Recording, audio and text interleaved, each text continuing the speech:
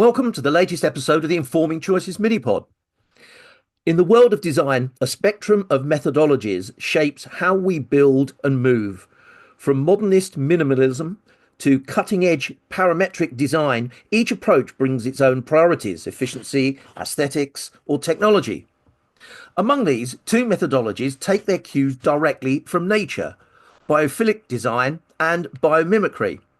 While they share a connection to the natural world, they couldn't be more distinct in their purpose and application. So in today's episode, we'll explore biophilic design, a practice that goes beyond mimicking nature's mechanics to fostering a relationship between human beings and their environments. In this episode of the pod, I'm joined by Director of Vanessa Champion Media and founder and editor of the journal Biophilic Design, Vanessa Champion. Vanessa, a warm welcome to the podcast. Thanks, Steve. Thanks for having me on here. Why don't we start with the basics then? What is biophilic design and what does it seek to achieve?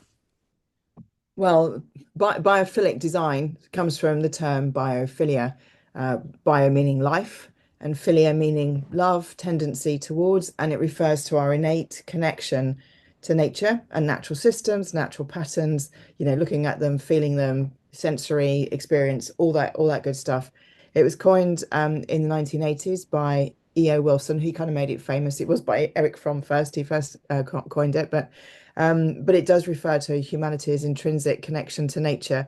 Wilson's biophilia hypothesis suggests that this innate infinity is essential for human well-being. And I think now, as well, the patterns of biophilic design enhance our ambitions to reach climate, to reach net zero, to mitigate climate change, because it's about bringing natural sort of bio-based materials essentially into the built environment. So that's kind of it in a nutshell. There's obviously more. There's more to it. There's the Sure. so-called 15 patterns. But go on, yeah. Sorry. I'm sure we'll get into those in a second. One of the immediate thoughts that struck me is much like in the way we talk about more human skills being needed at the very point our world becomes increasingly digitized. Yeah. It's almost the same for the way that we design the world around us, where we can design it, that actually we need some sort of counterweight to increasing automation, digitization, the increasing use of technology in our lives. Yeah, that's right. I think the two are interwoven. I think we are. I mean, like we're doing this over Zoom. We are now digital nomads. It's fantastic. We can work anywhere. The technology and innovation is wonderful. And actually, I think, so for instance, one of the things that that's also interwoven into biophilic design is actually, is urban farming. It's about bringing trees, plants, food, everything that sustains us from nature closer to where we are. So it's not about, just having the farms outside and we're in this concrete jungle. It's about being closer to everything that nourishes us and edifies us in every sort of way. So the technology and digital technologies in terms of monitoring air quality and all this sort of stuff, but also aquaponics, how we're there's a new innovation that I just saw actually yesterday on LinkedIn, how these plants can be grown inside. So one of the things that I'm working with another sort of group, if you want, is about greening the square mile, greening the city of London, and all these empty office blocks and the real estate that's empty. One of the things we're looking at is about introducing urban farms really in these spaces. And so just going back to the technology side of things, this innovation is that instead of them being stationary and static, a green wall, as it were, with food on it, these actually move. So it sort of speeds up the production of the food because it's actually circulating. It actually moves, so it mimics the rotational gravitational pull of the Earth. So it's very clever. So it's a combination of innovation, engineering, obviously technology, digital analysis. So yeah, so I think the two go together. But just to go back to the fact that we're always on our devices, we're escaping, We are, in square boxes all the time, white walls, if you think of most offices or healthcare units. And actually, if you just even if you just take healthcare, I mean, there's so many things I could talk about here, but just to focus on the one, if we look at workplace, sorry, healthcare, which are workplaces, of course, we always seem to forget that when we're That's talking about true. it. But it's full of digital pings, dings, sounds that are unnatural to us, that are all been manufactured by a machine, even if they're on like a sort of if they're in a respiratory ward. You've got the gadgets that keep them alive, which obviously they need to have, but they're so noisy. They're not in insulated boxes, all that kind of thing. They're all incredibly noisy, which the noise we know from psychoacoustics. So this is what biophilic design, it sort of looks at all these different patterns and all these different effects of sensory stimuli on our brains. And with psychoacoustics, we know that like increased sound is bad for us. It increases our cortisol levels, our amygdala, it all goes crazy. We've got our blood pressure goes up, our heart rate increases, we're stressed, and that's not good for anybody. That's not good for focusing. So what biophilic does, it actually reverses all that. It actually looks at implementations that we can bring in that I suppose reduce the unnatural, unnature-based. Obviously, we've manufactured it, so it's human design, but it's often like it comes in plastic or metal boxes or things that are anathema to us when we were living in nature.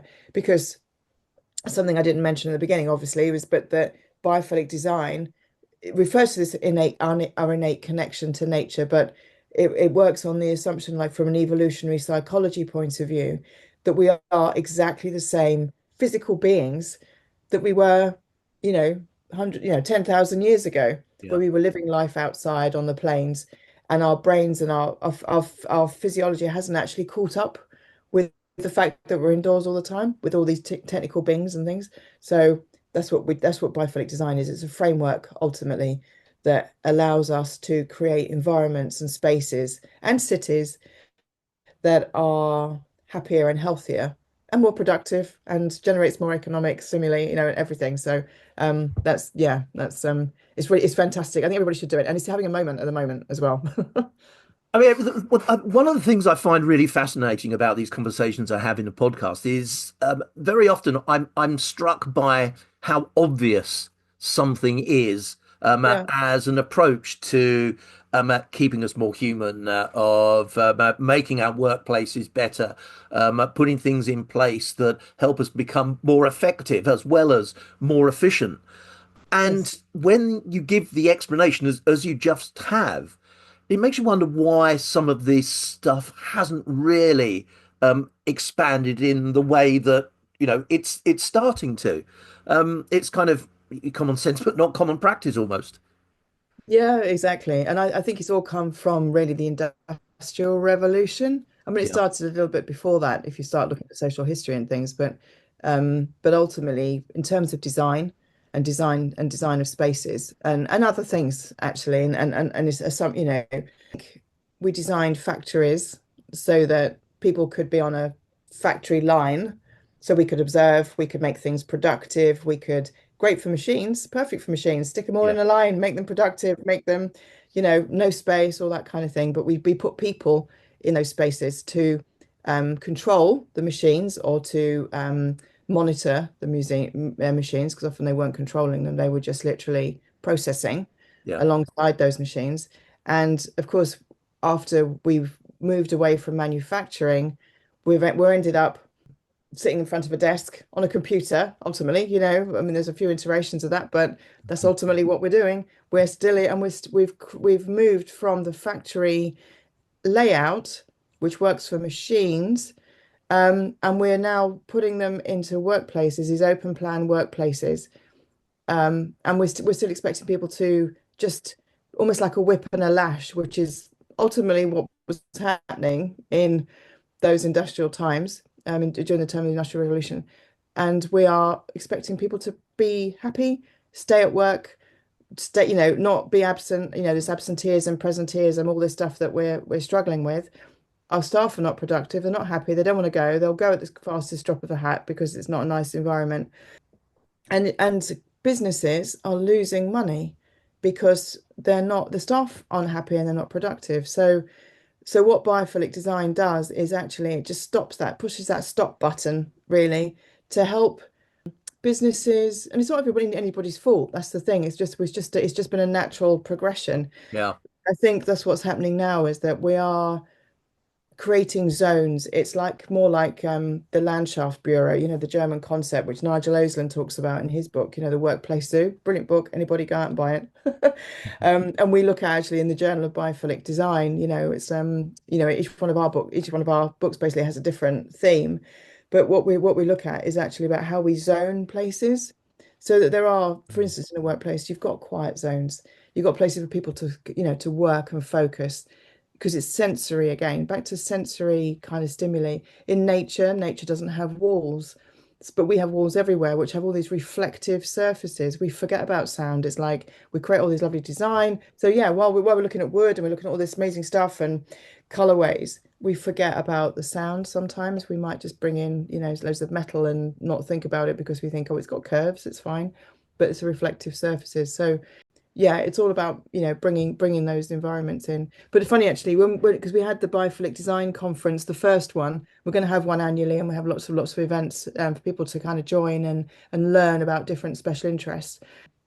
But we had Bill Browning, and if people are listening, I would encourage them to look at Terrapin Bright Green and look at the economics of biophilic design first of all, but also they've got a thing called the 14 principles, but now 15 principles. They announced it this week, which we were talking about before. But one of my favorite things is awe, and it's the 15th thing, so it's about creating awe in the built environment.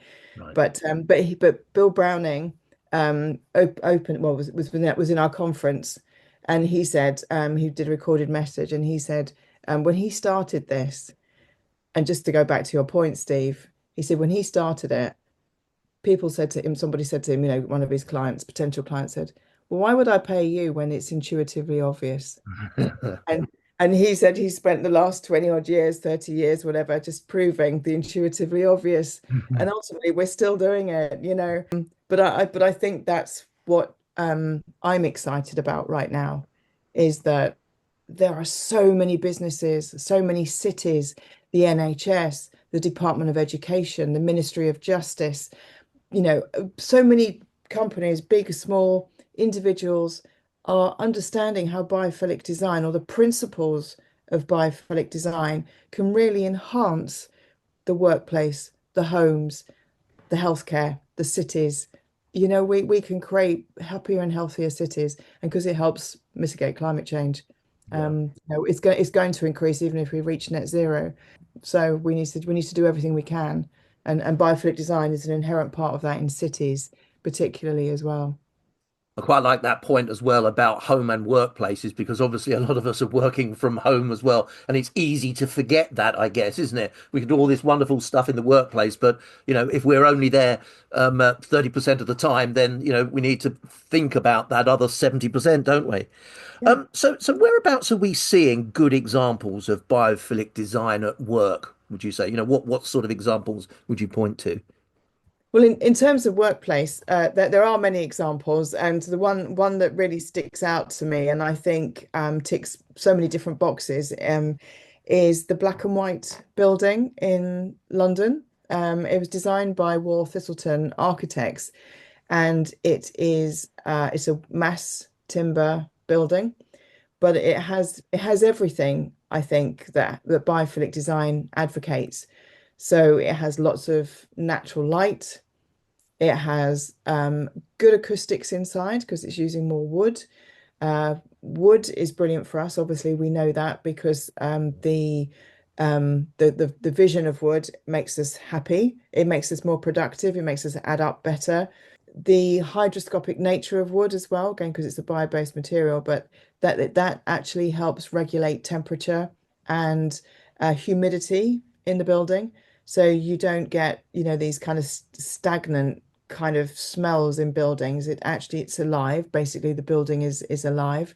Outside the window, so while there's great big windows, and I was having this discussion about somebody who talks about passive house, that yeah, we need that for, obviously in homes is good, but then they put these little tiny windows in, but one of the sort of counters of that is that if we've got large windows, we can put solar shading on the outside. And what they've done in the Royal Thistleton building, if you look at it, there's lots of like what you would call sort of like strips of wood down the sort of outside of the building. I'm putting it very simply. They are angled and they look absolutely stunning. But what that does is the sun moves around the building. So we've got access to circadian rhythm lighting. So circadian rhythm meaning, from how the light quality changes from, sort of warm to then blue during the height of the day and then warm at night, which our brains respond to because it's like, oh, it's now warm. Like it's like our phones now go orange. Talk about technology, but our phones go orange. So what these wood slats do basically on the outside of the building is create shading. So you have this lovely the patterns on the floor as well and on your desk as they move around the building. So you've got a feeling of the day changing. So that's what biophilic design. It just reconnects us to where we come from, who we are. We are nature. We are part of the outdoors, and we've shut ourselves off from it from so long that's why we have. Well, I mean, there's many reasons why we have a mental health crisis and a physical health crisis, but this goes a huge way to addressing that and help heal us.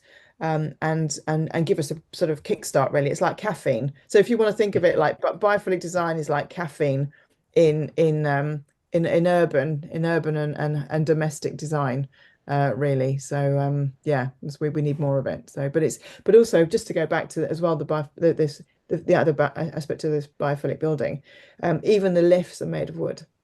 Wow. Everything is phenomenal. And as you're going up the stairs, it's the smell. So you have this again full sensory to touch the wood. You just what you want to touch it, you want to feel it.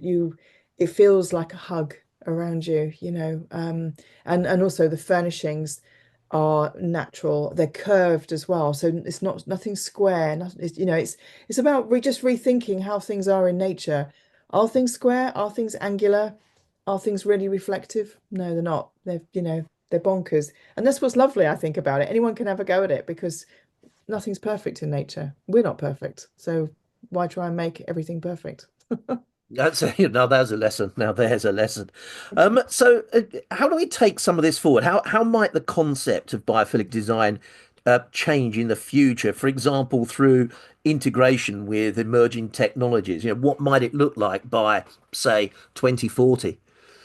Well, that's a really interesting question. So, like I mentioned, hydroponic, moving, urban farm, things like that. I think that's happening. Also, people are having wearables so they can see where they are they're in an unhealthy environment. So that helps. So digital technology will help advise us when we need to move, when we need to, shift into a space which maybe has more light or more, have better sound. So I think that's how it's going to work. Dr. Sue Thomas actually talks about the concept of technobiophilia. And she actually says that, and this is something that I'm also really interested in from an audio visual point of view. But if you can't get out, if you are of limited mobility, or for whatever reason you can't get outside, or you don't have a view where you are. So if you're in a hospital and you're in a bed, like my father was, which is where all this came from, I'm driven by witnessing firsthand Yeah. a negative impact has on healthcare.